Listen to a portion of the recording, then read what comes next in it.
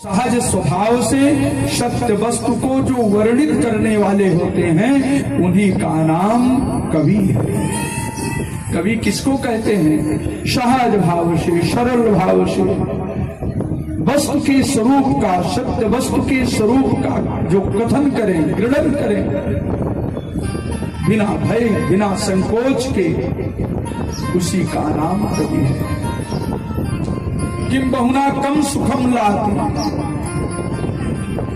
कम सुखम वाती, सुख का विस्तार करने वाले का नाम कवि है। जिससे सुख रूपी वैभव की प्राप्ति हो, सुख रूपी समृद्धि की प्राप्ति हो, उसका नाम कवि है। वैसे तो कबीर मनीषी परिभू स्वयं भू, स्वयं परमात्मा ही कवि है। ईशावास्योपनिषद के भाष्य में कहते हैं स्वयं परमात्मा ही कवि है। क्यों? कि परमात्मा ही सबको सुख देते हैं, परमात्मा ही सबके दुखों का हरण करते हैं, परमात्मा ही सबके दुखों का हरण करके सुख की अनुभूति कराते हैं, परमात्मा ही सबके पापों का शमन करते हैं, परमात्मा ही सबको सुख प्राप्ति में सहयोग भी देते हैं। कायेन वाचा मनसेन्द्रियैर्वा बुद्ध्यात्मना वानुसृत स्वभावात् करोति यद् यत् सकलं परस्मै और नारायणायेति समर्पयेत्। ईश्वर से विमुख पुरुष को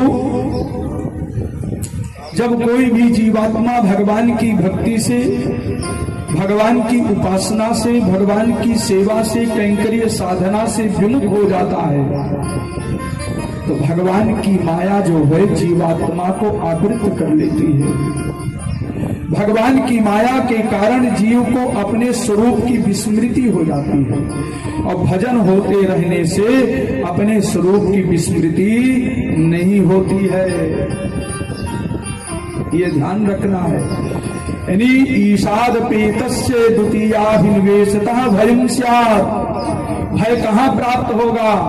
जब माया का बंधन प्राप्त होगा और उपासना होती रहेगी, नाम कीर्तन होता रहेगा, भगवत भक्ति बढ़ती रहेगी, तो जीवन में माया के द्वारा स्वरूप का बंधन नहीं प्राप्त होगा। इसलिए कहते हैं ईशादपेतस्य द्वितीयाभिनिवेशतः भयं स्यात् यन्मायया विपर्य स्मृति। जिस माया के द्वारा जीवात्मा की बुद्धि कुंठित हो जाती है, स्वरूप का विस्मरण हो जाता है, अतः गुरुदेवात्मबुधः एक भक्त्या तम ईशम अभजतो। एक गुरु आत्मदेवता देवतात्मा बुधा गुरु की शरण में जाकर के भगवत प्राप्तिजन्य भक्तिजन्य समस्त साधन को ग्रहण करके, उपाय को प्राप्त करके भगवान के स्वाध्याय में, भगवान की भक्ति में, भगवत भजन रूप संग्रह में, परिग्रह में हमको लग जाना चाहिए। तब माया के द्वारा स्वरूप की विस्मृति नहीं होगी।